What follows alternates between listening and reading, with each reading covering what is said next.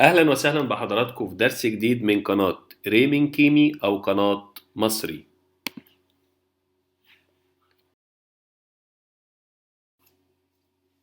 درس النهاردة عن حرف الچنچا. حرف الچنچا ده حرف من أصل ديموتيقي، يعني من أصل مصري قديم، وترتيبه رقم 30 في ترتيب الحروف الأبجدية القبطية.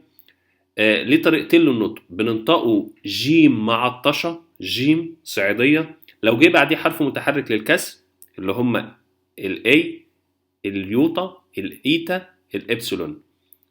اي حرف من دول جه بعد الجنجة بننطقه جيم معطشة، زي كلمة جيم تي بي، تذوق، جيم تي بي، او كلمة جيك، كامل.